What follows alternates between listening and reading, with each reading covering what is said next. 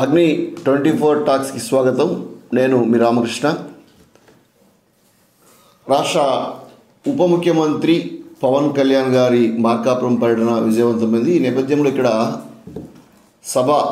సభలో జరిగిన అనేక రకాలైన విశేషాలు వాటిపై ఒక విశ్లేషణ. ఈ విశ్లేషణ నచ్చితే మా వీడియోని లైక్ చేయండి, షేర్ చేయండి, సబ్స్క్రైబ్ చేసుకోండి.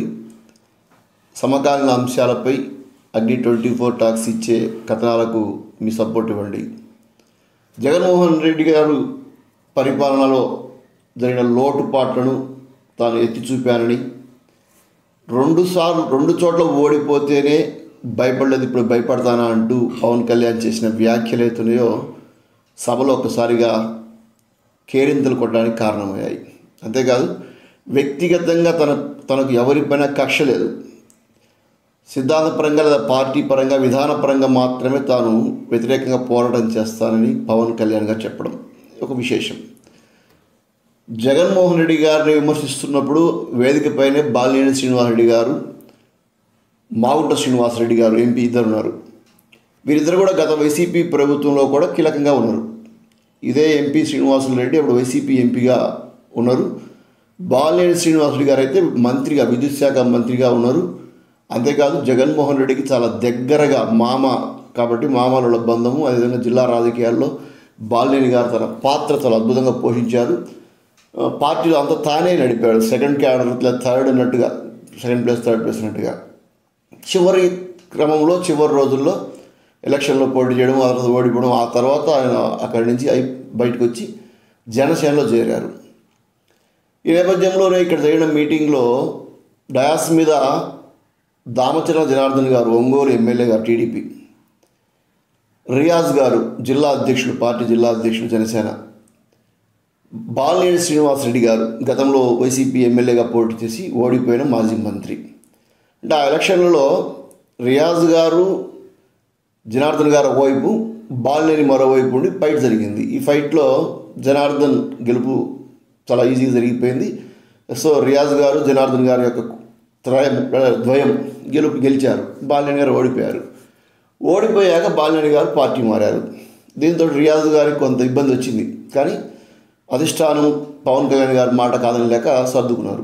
ఇక్కడ ఇప్పుడు వేదిక మీద ఏం జరిగింది, పవన్ కళ్యాణ్ గారు డైరెక్ట్ చెప్పేశారు, కూటమి మరో 15 నెలలు ఉండాలా, దాంట్లో సర్దుబాటు తప్పు, కొత్త వాళ్ళు వస్తుంటారు, అడ్జస్ట్ కావాల్సిందే అని బాలినేని గారి గురించి ప్రస్తావించారు. బాలినేని గారి గురించి ప్రస్తావించగానే సభలో కేరింతలు, హర్షాతిరేకాలు మామూలు వచ్చేసాయి. అప్పుడు దామచర్ల జనార్దన్ గారి యొక్క మొహం చూస్తే కాస్త అర్థమవుతుంది, వెంబడే ఆయన మొహం చాలా డల్ అయిపోయింది. సరే, బాలినేని గారు రాజకీయ చతురుడు, మంచి వ్యక్తి, తాను వ్యక్తులకు వ్యతిరేకం కాదు, వ్యక్తిగతంగా నాకు శత్రుత్వం లేదని చెప్తూ బాలినేని గారి గురించి చెప్తూ, అప్పట్లో కూడా ఆయన పార్టీలో ఏమైనా తప్పు జరిగితే జగన్మోహన్ రెడ్డికి వ్యతిరేకంగా మాట్లాడినాడు, దీశాలి రాజకీయంగా చాలా గట్టివాడని చెప్పుకుంటూ రావడం, ఆయన ఒక ప్రయారిటీ ఇచ్చినట్టుగా అర్థమవుతుంది. తమాషా ఏంటంటే, జిల్లా జనసేన అధ్యక్షులు రియాజ్ గారి గురించి కానీ, మార్కాపురం నియోజకవర్గ ఇన్ఛార్జి కొన్ని ఇమ్మడి కాశీనాథ్ గారి గురించి కానీ పల్లెత్తి మాట, కనీసం పేరు కూడా ఉచ్చరించలేదు, వారిని సభకు కూడా పరిచయం చేయలేదు. మా నాయకులు వీళ్ళు, ఇక్కడ జిల్లా అధ్యక్షుడైనా, ఇక్కడ అసెంబ్లీ ఇన్ఛార్జి అని. కందులారెడ్డి గారు ఎమ్మెల్యే కాబట్టి ఆయన పేరు చెప్పారు, ఆయన మాట్లాడారు, ఆయన సభాధ్యక్షులు కాబట్టి. ఇక రాష్ట్రం నుంచి వచ్చిన ఒక విజయరావు ఎవరో సంబడి, ఆయన గురించి మాత్రమే పవన్ కళ్యాణ్ గారు జనసేన గురించి చెప్పారు తప్ప మిగతా వాళ్ళు చెప్పలే. పైగా తన ప్రసంగంలో ఏమంటారు, కూటమిలో అందరూ కలిసిపోవాల్సిందే, రాష్ట్ర స్థాయిలో రాష్ట్ర స్థాయి, గ్రామ స్థాయిలో గ్రామ స్థాయి నాయకులు, అలా చెప్తూ బాలినేని గారిని ఆకాశానికి ఎత్తడం. అంతటి రాజకీయ దురంధరుడు లేరు, అంతటి రాజకీయ సవ్యసాచి లేరు, అలాంటి గొప్ప నేర్పరి లేరు, అలాంటి వ్యక్తి నాకు శత్రువు కాదు, అప్పుడు కూడా నేను బాగుండేవాడిని ఆయనతోటి, అందుకే ఆయన పార్టీలో తీసుకున్నాను అని ఒక ఇండైరెక్ట్గా జిల్లా రాజకీయాలు మొత్తం జనసేన సంబంధించిన ఏదైతే పార్టీ రాజకీయాలు ఉన్నాయో బాలినేని గారికి చెప్తున్నట్టు చెప్పకనే చెప్పేశారు. సో రియాజ్ గారికి ముందే అర్థమై ఉంటుంది, ఎప్పుడో గతంలోనే బాలినేని గారు వచ్చారు కాబట్టి తన శకం ముగిపోతుంది, తాను ఏదో ఒక నామినేటెడ్ పోస్ట్ తీసేసుకొని సైలెంట్గా ఉండడం బెటర్ అనే విషయం అంత క్లారిటీ ఉండొచ్చు. ఇప్పుడు ఎటొచ్చి ఇబ్బంది ఏంటంటే దామచర్ల జనార్దన్ గారికి, ఆయన ఎమ్మెల్యే, అధికార పార్టీ టీడీపీ, గత 5 సంవత్సరాలు జగన్ గారి పరిపాలనలో బాలినేని గారి యొక్క నేతృత్వంలో జరిగిన వ్యవహారాల్లో, రాజకీయ వ్యవహారాల్లో జనార్దన్ గారు చాలా ఇబ్బంది పడినారు. తెర మీదకే రాలేదు, చాలా కార్యక్రమాల్లో చేయలేని పరిస్థితి, మొత్తం క్యాడర్ని ఇబ్బంది పెట్టారు, కేసులు పెట్టారు, వ్యవహారాలు జరిపారు. బాలినేని గారి యొక్క హవా ముందు, మానియా ముందు జనార్దన్ గారు సైలెంట్ అయిపోయారు.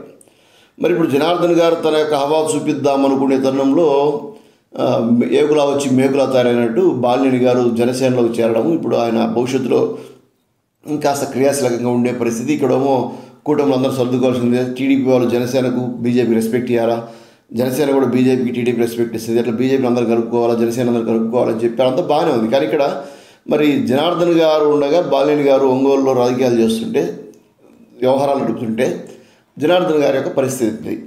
దీంతో ఇక్కడ జనార్దన్ గారికి బాలినేని గారికి మధ్య ఉన్న వైరం మళ్ళీ ఒకసారి తెరపైకి వచ్చింది. అదేవిధంగా బాలినేని గారు గత 5 ఏళ్లలో చేసిన రాజకీయ వ్యూహాలు, ఎత్తుగడలు, రకరకాల వ్యవహారాలు ఇవన్నీ కూడా వాళ్ళ డిస్కషన్ స్టార్ట్ అయింది జిల్లాలో.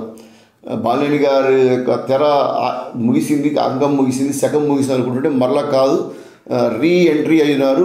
జనసేన ద్వారా రాజకీయాల్లోకి మళ్ళా క్రియాశీల రాజకీయాలకు రాబోతున్నారు, జిల్లా స్థాయిలో ఆయన యంత్రాంగం చేయబోతున్నారు, మంత్రాంగం చేయబోతున్నారు అంటూ టాక్స్ వినిపిస్తున్నాయి. ఏదేమైనా పవన్ కళ్యాణ్ గారి యొక్క మార్కాపురం పర్యటన అవుతుందో, జల్ జీవన్ మిషన్ పథకం సంబంధించిన శంకుస్థాపన, అది ఒక ఎత్తు అయితే, ఇది బాలినేని గారిని సభకు పరిచయం చేయడం లేదా జిల్లా రాజకీయాల్లో మరోసారి తీసుకొస్తున్నామని చెప్పడానికి అన్నట్టుగా విశ్లేషకులు కూడా భావిస్తున్నారు. ఇక్కడ మార్కాపురం నియోజకవర్గం చూసుకుంటే జనసేన టీడీపీ కాస్త కలిసిమెలిసి ఉన్నట్లుగా బయటికి కనిపిస్తుంది. కానీ బీజేపీ ఎక్కడో పక్కన పడేశారు. తెర మీదకి పెద్దగా కనిపిస్తున్న దాఖలాలు లేవు. రాష్ట్ర స్థాయిలో అలానే ఉంది. అందుకని ఈ మధ్యకాలంలో మాధవ్ గారు బీజేపీ రాష్ట్ర అధ్యక్షులుగా విజయవాడలో ప్రకటించిన రోజు కూడా ఎమ్మెల్యేలు చాలామంది 5% ఏంటి, అసలు ఇదేంది మనకు అవసరమా అని చెప్పేసి కూటమిలో కాస్త గ్యాప్స్ పెంచే పరిస్థితి కూడా కనిపించింది. ఒక పక్క చంద్రబాబు గారు, పవన్ కళ్యాణ్ గారు కలిసిపోవాల్సిందే, మరో 15 ఏళ్ళ పాటు ఉండాల్సిందే అంటున్నారు. బీజేపీ మాత్రం అందుకు ఇమీడియట్ పరిస్థితి కనిపించట్లేదు. ఇప్పుడు కాకపోయినా వచ్చే ఎలక్షన్ నాటికి ఇది బీటలు వారే పరిస్థితి చాలా క్లారిటీగా కనపడుతుంది. మార్కాపురంలో కూడా బీజేపీ నియోజకవర్గ ఇన్ఛార్జి కృష్ణారావు గారిని డాయస్ మీదకి పిలవకపోవడము, లేదా సరైన ప్రయారిటీ ఇవ్వకపోవడము, ఫ్లెక్సీలలో వాళ్ళ ఫోటో బీజేపీ కూటమి ప్రభుత్వం అంటారు, ఎక్కడ కూడా లేదు. వీళ్ళకి సీట్లు ఇవ్వడం, కూర్చోమని చెప్పడానికి ప్లేస్లు ఇవ్వడం, వీఐపీ గ్యాలరీకి సంబంధించిన అంటే కూడా చాలా తక్కువ టోకెన్లు ఇవ్వడము, ఫ్లెక్సీలు అధికారికంగా వాళ్ళు వేస్తున్నప్పుడు జనసేన కానీ లేదా బీజేపీ కానీ అదే క్రమంలో వీళ్ళు కూడా బీజేపీకి సంబంధించిన మోడీ గారితో పాటు రాష్ట్ర అధ్యక్షుడు బొమ్మ, లేకపోతే ఇక్కడ అసెంబ్లీ ఇన్ఛార్జి బొమ్మ ఒకటి వేసి ఉంటే పెద్ద ఇష్యూ కాకపోయిండేదేమో. ఇలాంటివన్నీ ఏవైతే ఉన్నాయో ఇవన్నీ కూడా రాజకీయంగా ఇక్కడ పైకి కొంచెం బాగా కనపడుతున్నప్పటికీ ముగ్గురు లోపల పెద్దగా ఐక్యత లేదనేది చాలా స్పష్టంగా కనిపిస్తుంది. పవన్ కళ్యాణ్ గారు వాంఛేమో 15 సంవత్సరాలు ఉండాలంటున్నారు. బాలినేని గారు లాంటి వాళ్ళని తీసుకొచ్చి ఒంగోలులో కూర్చోబెడితే దామచల జనార్దన్ గారు లాంటి వారు టీడీపీ ఎంతవరకు మనగలరు. అదేవిధంగా ఇక్కడ లోకల్గా ఇమ్మడి కాశీనాథ్ గారికి, నారాయణ రెడ్డి గారికి కాస్త బాగానే ఉండనిపిస్తున్నప్పటికీ బీజేపీ పాత్ర ఏంటి, ఇవన్నీ కూడా ముందు ఇబ్బందికరంగా ఉండే పరిస్థితులు. అయితే మొత్తం మీద ఈ కార్యక్రమం అంతా చూస్తే బాలినేని గారి యొక్క ప్రభావం మాత్రం చాలా పెద్దగా ఉండబోతుంది అనేది మాత్రం కనిపిస్తుంది. అదేవిధంగా మీడియా కూడా అలా ఎత్తి చూపిస్తుంది. అంటే ఉదాహరణకి బాలినేని శ్రీనివాస్ గారు ఉన్నారు వేదిక పైన. బాలినేని శ్రీనివాస్ గారు కూడా గతంలో వైసీపీలో చేశారు. అంటే నేను ఎప్పుడు కూడా వ్యక్తిగతంగా ఏ వ్యక్తితో నాకు గొడవలు ఉండవు, నాకు గత ముఖ్యమంత్రితో సహా. కాకపోతే మీరు ప్రజలకి ఇబ్బంది కలిగిస్తే మటుకు అట్లాంటి సమయంలో కూడా బాలినేని గారు నాకు చాలా ఎప్పుడు అండగా నిలబడేవారు. అంటే చాలా బలంగా మాట్లాడగలిగే వ్యక్తి, ఒక సమస్య పైన అవగాహన ఉన్న వ్యక్తి, అలాగే రాజకీయాన్ని సరిగ్గా ఎలా చేయాలో తెలిసిన వ్యక్తి, కక్ష సాధింపులకు వెళ్లకుండా ఇచ్చిపుచ్చుకునే ధోరణి ఉన్న వ్యక్తి. కాబట్టి వారిని ఈ రోజున జనసేన పార్టీలోకి ఆహ్వానించారు. మనస్ఫూర్తిగా వారికి కూడా నేను సభాముఖంగా తెలియజేస్తా ఉన్నాను.